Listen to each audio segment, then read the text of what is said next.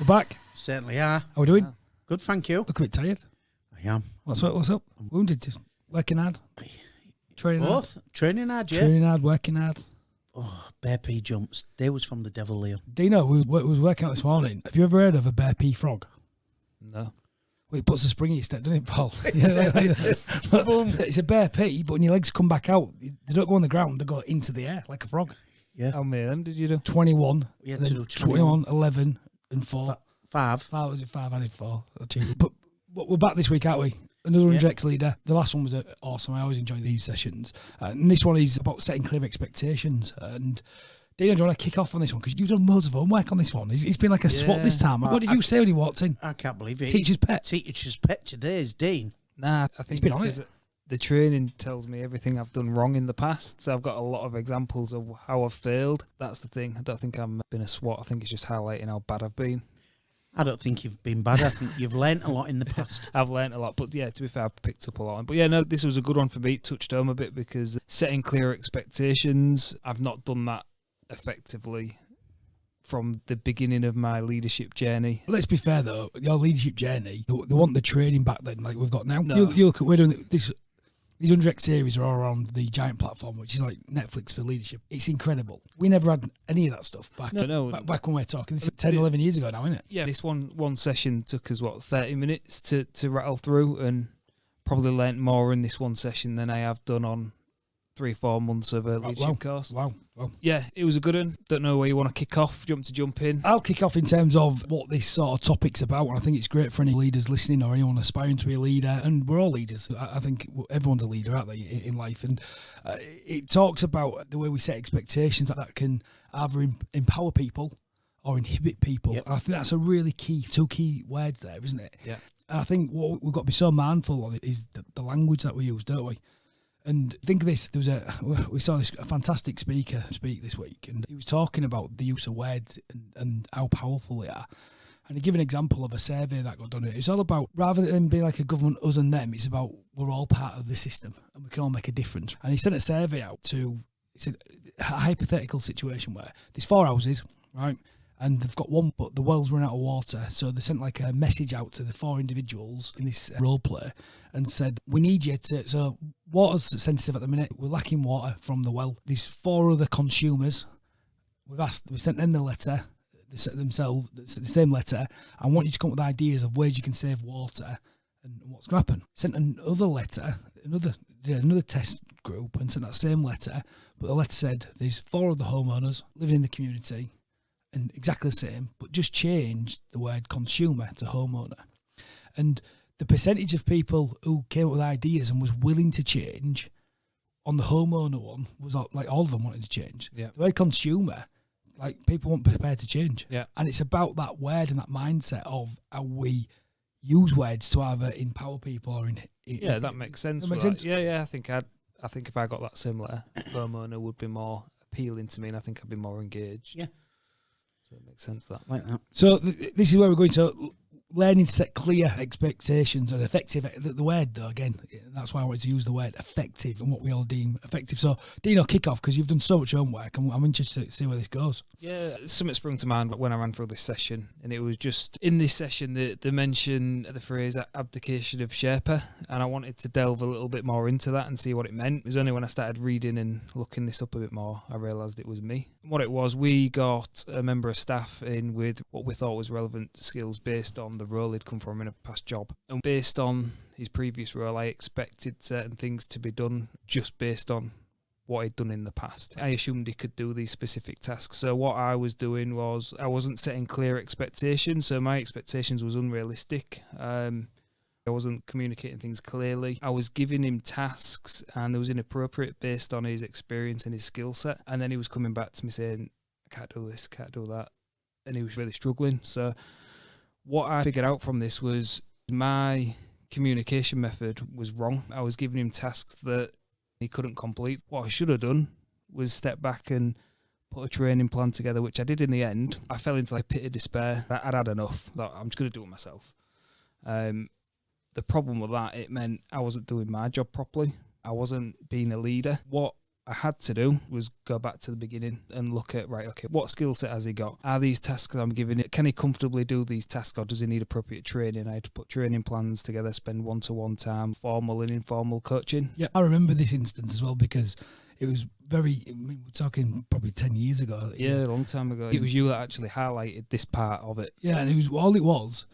I remember there was so much time you was putting in. Your natural style is informal. Yep. Shadowing and things like that. And when I came in, and it's always different when someone looks at a different set of eyes, isn't it, Paul? Yep, from the outside. Yeah, Yep. easy looking in it.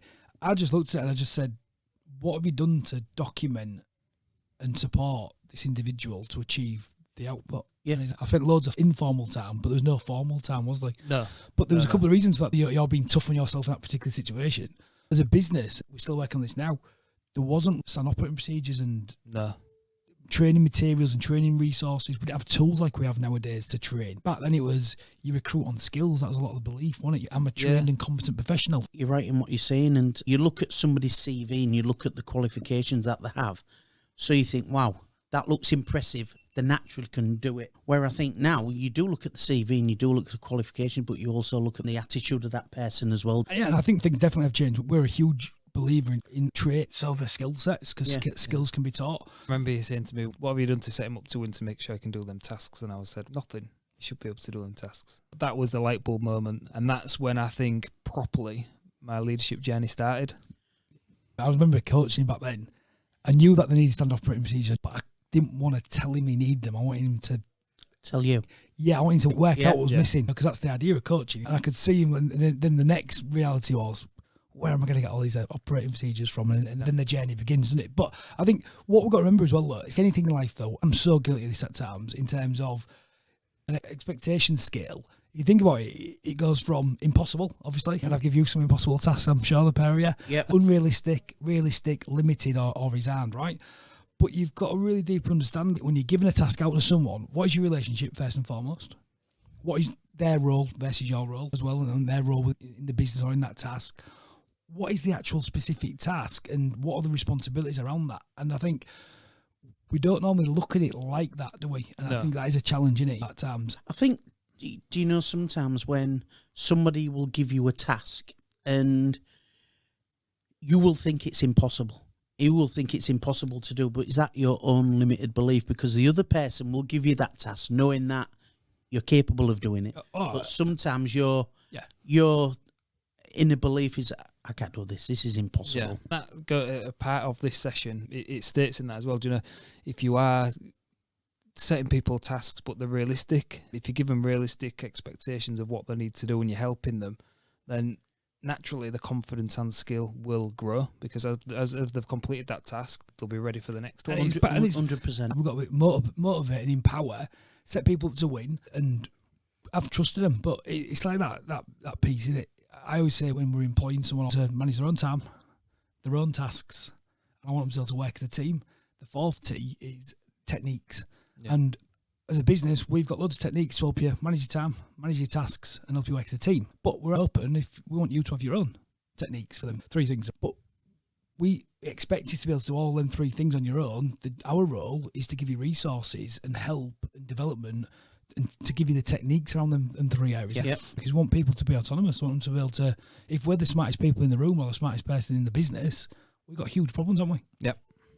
Any eye-openers for that? What are you thinking? I just think it's absolutely critical that we give people, and I always believe as well when we're giving people tasks, and sometimes when you give somebody a task, they might not complete it all, but they're probably doing really, really well, or they've done 80% of it. Yep. Then it's up to us to guard them through that last 20%. And what Dean said, what he didn't do, it's that expectation. If they've tried their best to complete that task and they haven't quite done it, you only need a bit of guidance to get that other 20%. Yeah, and also it comes back down to comms as well, but two-way comms as well, on this as well, because the challenge we have in this world we live in, there's so many people who are qualified beyond belief with degrees and doctorates and all these things, which are all amazing. We need that in the world. But we also need to continually learn. Just because you've got it doesn't mean it. And this is a key bit when I did it, my degree. I never realised until I'd done it that it states is a degree just means that you're well read. That's what it means. And what it means by that is if a challenge comes up, so a leadership problem or a leadership challenge or a business challenge, or if you're a doctor within the medical field, or whatever it is, whatever your field is, right, where you've got a degree in, it just means that you're well read, so you know where to go look, where people have solved them problems before. Does that make sense? Yeah. Yeah. And it always comes to me that, like, when we talk about formal versus informal, I naturally am more formal at training, and I will give informal feedback. But the reason the formal training comes in so much is because I'm giving someone a framework so I can set that expectation. Yeah. I'm giving them something they can look at that's tangible, that we can discuss. And rather than me doing something to them, saying you must do it this way, I'm saying this is my interpretation of this framework. You take a read of that framework. This is how I've used it in the past. This has been my technique. How do you think you can adapt that technique within your framework? Does that make sense? And they can make it, if they can make it better, that framework, and you're all for that. We want the You're result. all for We that. want the result. You want the result, but this is a framework to get you from A to B. Yeah, and it's a bit like the giant platform we're talking about now, this particular lesson. There's a framework that's been built on, and they've changed it their way to make it a bit more simple and scalable. And they talk about demonstrating your understanding. So if I said to you, Paul, I need you to do this task, and I'm going to learn you to do this complex task, and I need you to demonstrate your understanding, there's going to be a framework that you're going to, like a path that you're going to go through. Yeah. And we always say, like, we're just like animals, aren't we? Monkey see, monkey do. So what they say is we start at unconsciously incompetent. So if I was teaching you something to do something, you're unconsciously incompetent about doing that task. Certainly, yeah. But me doing that task, I have to challenge myself and ask myself, am I consciously competent? So I know all the steps of how I do it, or can I just do it? And when someone challenges me, like I challenged Dean, the challenge Dean had when I challenged him, you was unconsciously competent, weren't you? Yeah. Right? Yeah. You could just do it, couldn't you? I could just do it, yeah.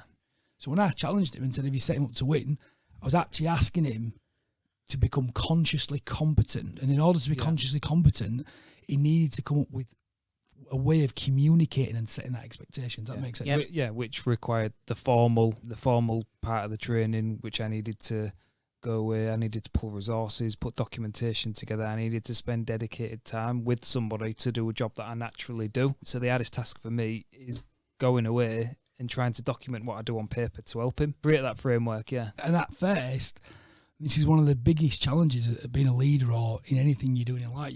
You've got to put time in to get that result and work that process. And you look at, when we talk about something being attainable, have you all heard of SMART goals? Have you heard of that before? And if anyone listened to you, I haven't. You've not heard of it? So SMART goals, SMART is a framework again. You learn this in your leadership courses, you learn it in all different ways. And what it says is SMART is like an acronym, so you can remember it, right? Yeah. So SMART stands for specific. Yeah. Let's drill down into that word specific, though. If I'm asking you to do something, I've got to break it down into steps because I want to make it simple, I want to make it sensible, but it's got to be significant in terms of why I want you to do it. So we've got to lay that out in a simple framework. Make sense? Yep. Got that? Got it. Next part, it needs to be measurable. So when we say measurable, is it meaningful what I'm asking you to do? Is a task meaningful? Is it tying to our vision, tying to our culture? Is it something that's going to get you excited? Yep. And how are we going to measure it? What's going to be the KPI or what's going to be the result? So I'm going to ask you to do this. There'll be some measure that we can measure success on. Yeah. So we're really fortunate in the IT world. We have what do we have at the end of every job we do? Feedback. Yeah. And what's that designed to do? It's designed to find out where we're strong, where we failed, what improvements we can make. And we measure that out of 100%, and we're about 99. We are really high in it. 97 to 99% we have, right? Satisfaction score, right?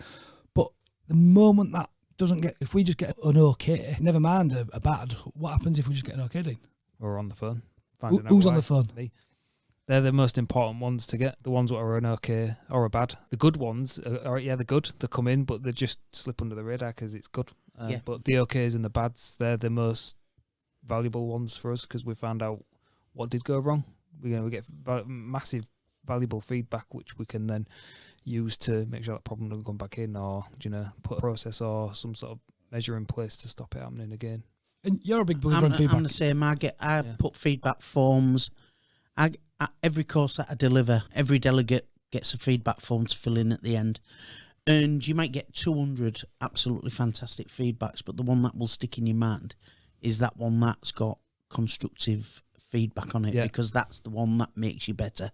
Yeah, and I think on that, it's great to have really good feedback, don't get me wrong. I love it. But I also embrace the ones The that I call them bad, but Yeah. it's the ones that you can enhance the course to make the experience better for the next lot of delegates that you're delivering to. Yeah, and at first, I was feedback. I used to always struggle with feedback, but I always remember getting taught in every piece of feedback, there's a part that's true, even if it's bad. There's a when you really dig into it, there's a part that's true, and it's absolutely gold, and you got to embrace it. Yeah. So get that measurable. Yep. On that. Yeah. The A is attainable, right? Achievable, but I like using the word attainable actually. 'Cause I want it to be achievable, but we need to. How are we going to make it attainable? And when I say attainable as well, the next key on that as well, I want to highlight is it's got to be agreed as well, because I think we're so guilty when we delegate sometimes to people. We don't deeply listen to the person, or they might not want to communicate back up to us because we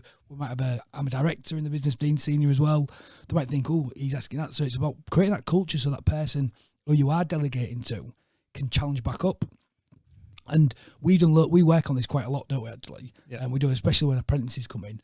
We'll set some tasks and we want them to negotiate back up. So it'll be a big task and it doesn't really need doing when it needs doing, but we'll set a deadline and then we'll see how the comms come from the back of it, don't we? You've got some examples of that. And was that task achievable? Is that what do you ask? They're achievable, but they don't make it. You jump into it. Yeah, no, I think an example of this, what we had in the past, where we had a member of staff where we wanted him to do a piece of work. We drafted him in. I don't know if you remember this. It was more like a sales advert we was putting out. For, I remember. For some machines, and Leon was really clear and specific in what exactly we wanted to do and how we wanted to achieve it. But one thing we maybe didn't do was clarify that, or the member of staff who was dealing with it didn't maybe come back up to us and say, yeah, everything you've done is really clear, I get it. Because Leon said he was director of the business, they just were, actually, they've given me tons of detail here.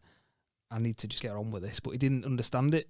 But he didn't have a voice to come back at us and tell us he didn't understand it, even though we'd give him as much as we can. It's like a two-way sync, if you like. Does that make sense? Yeah, perfect. I think back to that, though, it's about when you are agreeing and making it attainable, deeply asking that in that member of staff, have you got it? And also, I think actually putting a check in there so they can come back, because you've got to learn, because naturally, and it is that thing, isn't it?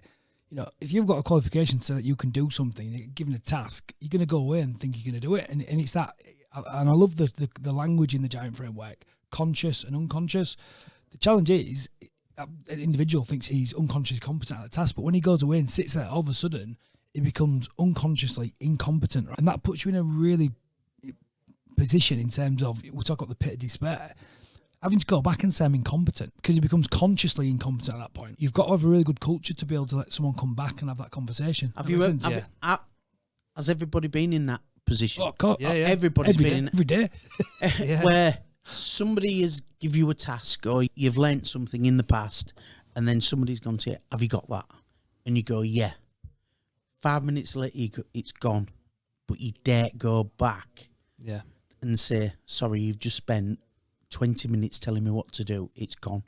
Yeah. But I think what you've just hit the nail on the head, having that culture where somebody, instead of being in the pit of despair, actually can come back and go, do you know what, can you just show me that little bit again? And you might say something 10 seconds, 30 seconds in, and they've got, yeah, I've got it. Yeah, but he's having that thing. But the other side of it, you got to realise, I was remembering a great book, I forget the name of the book, but it was about, basically, it's something like conscious business or something like that. And he talks about something called a double bind. Have you ever heard of the term double bind? And it happens loads in business, happens loads in life. And I think I've been guilty of dishing a couple of these out in previous leadership roles when I haven't been mindful, haven't been present. And a double bind might be, so your business, let's say I'm in charge of your marketing, which even though I am technically, right, but if you don't pay me. But so I'm in charge of your sales and marketing strategy, right? Yep. And you give me a budget of $5,000 a month. Nothing. Yeah, but you give me nothing. Yeah, nothing. Yeah, yeah. I have to pay you to do your strategy, don't I? Yeah. But you give me $5,000 a month budget. Yeah. And you won 10 customers for $5,000 a month. That's what you want, or 10 opportunity. But business ain't going well. So what happens is, you call me in for a meeting, a big board meeting, get me in, say, look, Leon, it's not going great at the minute, so I'm going to have to cut the budget. I've only got £1,000 a month. Because I've been going well, I actually need 20 customers now, not 10. I need 20. Yeah, and we go up with all different ideas and give me the strategy and off I go, right? Now, that happens all the time. Now, when you really deeply look at that, I'm over egging that one, but it's not attainable, is it? No. Yeah. But then what happens is, in businesses, in life, if that individual starts going, well, you're the professional, you need to make this work, and starts laying it on like that individual think, it must be me, I must be stupid, I can't do it, I must be able to do this, because they think it's normal. So we've got to start being really conscious in our interactions, because we might say something's measurable and attainable, but we might not know. And for example, something I learned on that, I used to do certain things, and I could do certain things quicker than, we can all do certain things quicker than other people, can't we? Right. But a big thing I've started doing on my tasks, and you've started seeing me do this, I will map it out and I use a time clock to clock my different areas. Yeah. And I remember him asking me, why are you doing that? It's because I want to see how long I take to do it. Then when I give it to an individual, I want to see how long they take to it. And we want to work out, not for clock, we need to make sure that if I think it takes me someone an hour to do something, and it actually takes them 4 hours, if I start overloading them with work during the day, we need to know. So because you're not going to get tasks done, are you? No, yeah. And it's like this podcast takes the team in the background to edit it, put it together, put the blog together, all the steps together. It takes forever. Whereas when we first started out doing it, we used to just press record and just go upload it up. So in my head, it didn't take that long. But when I actually got stepped down, Zoe was showing me, there's about 187 tasks, I think there is, of steps that she has to go through across all the bits to do it, right? Yeah. So it's understanding that it is attainable. Does that make sense? Yeah. Got that? And then relevant. The R stands for relevant. So is it reasonable? Is it realistic? You hit the nail on the head here. Is it resourced? Yeah. And what do you think about resourced? Are we providing the right resources to get that task done? Are they set up to win? Have they got the right training? Have they got the right skills? Have they got the right resources in any shit? Time, money, and budget, right? Yeah. Then lastly, time bound. So what's the timeline? What's going to happen when? So that's when you look at, when we start talking about expectations, setting them smart is a super great way of setting any goals, and you go through that. So you go for a little checklist. Is it S, smart, and go through that? Yeah. Yeah, I like that one. I think the T was the one I learned last. I know it's the last letter, but I actually learned that one last. I was giving people what I thought, once I'd gone through this framework, I thought I was setting my expectations really clear, what I needed to be done. What I wasn't doing is communicating when I needed it done by. Yeah. Therefore, when I'm going back to a member of staff, a team member just saying, oh, look, how are you getting on with that? I ain't done it yet. And I was getting frustrated that the task hadn't been done. But when I went back and revisited my steps, I'd not told them when I needed it done by. And I think I got caught out 3 or 4 times with that one. Can I remember on them ones as well, when we was having our one-to-ones, and you'd come in and you'd be like, I've put all these resources together, I've done the documentation, compared to how I used to do it, I've done so much work, and it's still not getting done. Just that one step I'd missed. And then I was like, went, have you, just out of curiosity, have you put a date and a time that you want it back? And he just looked at me, and I went, nope. Just try that for a week. It made all the difference. Did it? Yeah, but it does, honestly. And sometimes you get caught up in doing. So like, obviously, doing this workflow is a lot different to what I used to do when I was delegating a task. So you put that much effort into focusing on the smaller bits, you forget. It's easily to got blinkers on at times just to see that one tiny little thing. I totally agree with you, because in my past life in production, so I would set tasks to people, and if they procrastinated or did whatever, they wanted to do other stuff because the task that I'd given was probably not the favourite task that they wanted to get done at that particular time. I had to start putting against it. I need that doing by tonight. And I also did say, look, if you're too busy, if there's too much on, if you've got problems, talk to me. But I wanted it by the evening. But if they didn't come up to me and say, look, I've got this problem, because I knew it was attainable, but I needed them to come up to me and give me that information by the night, because sometimes they would just say, I'll give you it tomorrow. I'll give you it tomorrow. Tomorrow never came. So I had to start giving timelines. And otherwise, they just tend to pick and choose what they want to do. Yeah, and I picked it by the night unless they came to me and said, look, I've got a problem with this. Can you help me? Is there something you can support me with? Which I would. Yeah, and I think the other bit to dig into as well, when we talk about, is it attainable? You was talking about an industry you was in previously, an employee you was with, and you was getting over 2,000 emails a day. And I mean, what's my view on email? I use you as a example when I'm talking to people sometimes about expectation. A bad example or a good example? No, it's a good example. Joking, it's a good example. It's a good example about expectation. Yeah. Because you always say emails, I'll send you an email, but when I send an email to you, it's Leon will read it when he's got chance. Sometimes between 8 and 10 in the morning. Yeah, but I read it, man, at a set time, past 4 o'clock. Sometimes I do read them in between that 'cause I'm processing. But I religiously, like today, there's an email that come through today, what I'm dealing with, and that you'd come through and told me about. Yeah. He was on it before me, but I was preparing some other work. I was deep focus. Yeah. But I know that I got round to that, and I didn't reply to it till 4 o'clock because that's in my diary to get that done. It's just the way my brain works. No, and I totally agree with you. And if I send you an email, I know I'll get reply. But it might be today, it might be tomorrow, or it might be the next day, whenever, but I'll get reply. But I know that if I want to speak to you urgently, I'll ring you. I'll ring you and I'll get, because you've set that expectation. And I think that's brilliant. I've been dealing with quite a few companies over the last few months that were talking about stress in the workplace, and we start digging down expectation. What's your expectation? So people are on about, we're answering emails at 10, 11 o'clock at night. Not good. Not good. So that's not good enough for their mental health because they're sat watching telly with the phone, Distracted, answering not emails. present. Yep. So I've been doing leadership training and mental health at high level. What are we doing to our staff, our line leaders and team leaders sending emails at 10, 11 o'clock at night when we've got the technology to schedule emails to hit their inbox at 8 o'clock in the morning when they're there? Yeah, even down to that, building systems. We have building systems, building systems, processes, putting a help desk team in to manage that comms at certain times. And I think it is having that expectation. I always remember the story I always talk about in terms of digital transformation. And when I first started getting involved at director level with a Man Club, when I became a trustee and director and that, and I remember going through the SMART goals. And I always remember challenging around Facebook, because back in the day we used to have access to Facebook Messenger, and every message, anyone who wanted to message the whole Facebook page comes through to me and you, didn't they? Yes.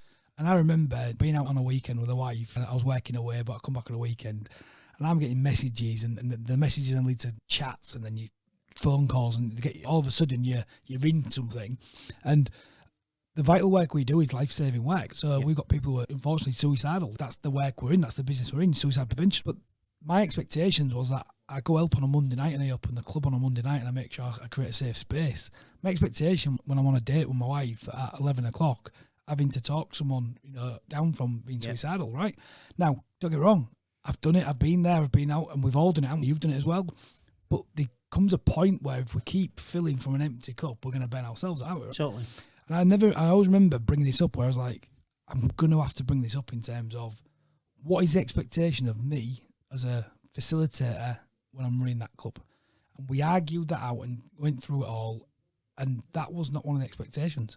So it was like, we're going to take Facebook Messenger off every facilitator so they don't get them messages and protect them. And we're going to build a system around it so it is monitored. There's a team of people monitoring it so people do get the vital help and signposted.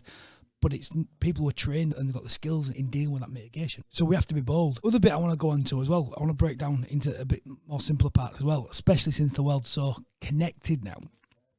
We've also got to start understanding about when we are setting smart goals and we are developing people and setting smart expectations, we need to meet and make sure that people have got the right support. But not everyone's in the same office, same building, same department. It's a challenge. So what we've got to understand, to bring effective support and effective challenge equally, we've got to understand that there's a path. So what would you say is the best medium when you teach or training someone? What would you say? As in, for me, it's sitting down one-to-one, focus time, planning, face-to-face. Yeah. So it's 95% effective face-to-face. Yeah. Video chat or a video meeting, 70% effective. Yep. Yeah. Phone call, 35% effective. All right. Email, 15% effective. You always joke about that my infamous email to you, which was just instructional. Yeah. Yeah. And it was just instructional, but what you read and what I said, what I meant when we was face-to-face was whole, like you said. And that's one of the reasons I don't do email, because so many people get confused. Interpreting depends what mood they're in at the time.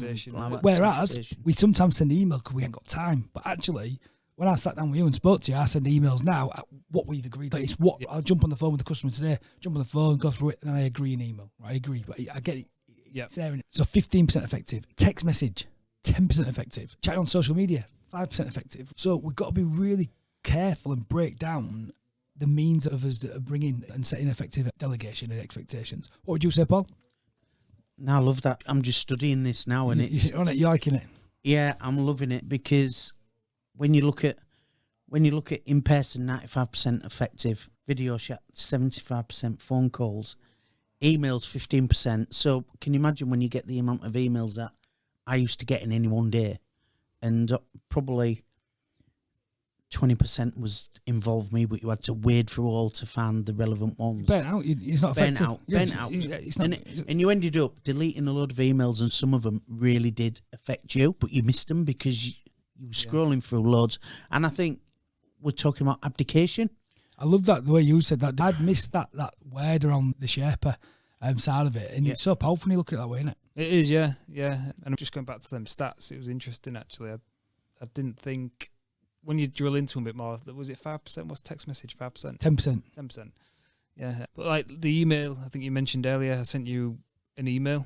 Now, my expectation, like the abdication side of it, I could have just sent that email and just, right, that's my inbox now, it's over to Leon. He knows. But In I person. know, yeah, Person, yeah. you've set that expectation to me that I only want my emails on XXX. Yeah, So- certain times a day. So I knew that I needed to come and knock on your door. There's an important email coming, Yeah. just to let you know. You picked it up, you dealt with it, and again, it's us. We've got a system around us all, haven't we? Yeah, we've got a clear comms system that works for us. But like you say, if it's so easy. It's so easy to slip out of that comms pattern and abdicate away from it. And again, just goes back to this training session has just been a bit of an eye opener for me. I've really enjoyed this one. But the other side as well, it's that fact that we've got to be honest. We've got to invite the person to be honest, and we've got to ask what's realistic and what's expected from both perception. I can't even say the word.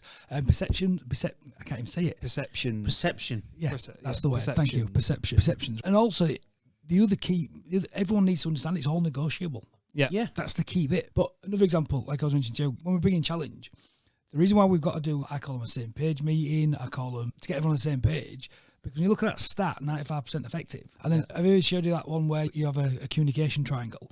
I think if it's 6 people, all of a sudden the communication lines, it just goes off on one. I remember that one. Remember that one. So especially when you've got managers and team leaders involved, you've got to get everyone around the table, and you've got to get in the same room, and you've got to draw up a standard of expectation, right? Yeah. And what I would want to share on this as well, so we've analysed it, we've evaluated it, but I think to give our people listening something more tangible as well. Yep. Things that you can create. So we've explained how you can do SMART goals. Something that I'm a huge fan of is a statement of expectations. Yeah. Now, you won't see many of these. This has been new for me this last 12 months, but as you've seen, we've got some outsourced support doing some really technical things with us that way around doing our risk assessments and doing marketing, branding, some really complicated tasks, and you've seen me take them tasks and delegate them tasks out. Yep. All right. But what I do is I do a standard operating procedure to help them work through that. But we also do a statement of expectations for the job role Yes. Yeah. and break it into 3 key areas. So for this one, I've just got this example. Number 1 was weekly social posts and copywriting, but broke it down as well into the resources and the times that needs to be done. Newsletter issued monthly, copywriting and proofreading, issued into different sections, and also general marketing tasks broken down. So then you've got on one page that's sat there, right? And then on the back of it, outcome. Need to have a clear and concise writing style, have an eye for detail, and ability to maintain a high level of accuracy, represent the Think Cloud's branding in line with our brand guidelines, add keywords into our writing tools to match our SEO, right? Manage tasks in the marketing room assigned to this person in the task room, and report weekly on hours used based on the tasks and if they're not going to achieve them. 7 things. So when a ball gets dropped or something gets dropped in there, and I have to have a same page meeting, if I have to get into it, it's, well, we have got clear outcomes, haven't we? Yeah. There's clear outcomes, there's clear objectives, and there's clear roles and responsibilities. So if someone ends in that area saying, I couldn't get that done because I was doing this, but it's not in your statement of expectations, so you're involved in that. Yeah. So it's similar to job description. It's like a job description, but what I'd learned on this, and this comes out of Giant a bit further on, it's more of a working document. Right. It's more of a working document in terms of, because we're quite fluid, aren't we? But it's just so you can draw something and say, what does my job role look like on a daily, weekly, monthly basis in scope? So when things, because we start adding more on, it it gives someone a place to manage back up by going, this isn't in my Yeah. in my area, and Yeah. it can become job description, but the challenge with a job description is because your contracts and other things. Yeah. This is more like an addendum up to it. It's just more of a keep us on the same page. Yeah, it keeps you on the same page. And if somebody wants to add to that, if you add too much to this, that outcome on the back won't get done. Yeah. And if you're happy to do, that's fine. Does that make sense? Yeah. So I thought that was a good one to share. But any sort of last bits, because I think the key bits for me, what I'm learning this is we need standard operating procedures, we need all these different resources, but the fundamental thing is we need to sit down with people and have deep and meaningful conversations to get the outcome. And set them realistic expectations. Any other bits? No, it's been a really good one. But yeah, I think my take home from it is exactly that. Touching on from the last podcast, that formal time, prep time, one-to-one is probably the most valuable time that you can give. If you can do that, then you're going to get a lot more out of your staff. Yeah, I've absolutely loved today. I still can't get over these stats. Well, you like them stats. I'm going to use these. But I think the other bit as well for me, what I've took about it is, like I mentioned, it's not negotiable, but for me, and it's not a science. I used to always think it was a science. You stand operating procedure and other bits. And as I'm getting a bit older and a bit wiser, it's what this shows you, innit? It's a tightrope and we're on a balancing act. Yeah. And we've got to help each other. And sometimes we're going to fall off that rope and we need our team to help us pick us back up, don't we? Yeah, that's it. Yeah. We're all here to support each other, and it's supporting each other effectively, innit? Yeah, love it. So that's Leon checking out. Paul checking out. It's Dean checking out. Good one, that one. Welcome to The Hack, the straight-talking smart tech podcast where we discuss the ever-changing world we live in today. It's time to start thinking differently. So tune in and buckle up for some home truths as Hull and East Yorkshire's very own digital tech experts talk transformation and change, focusing on people, process and technology.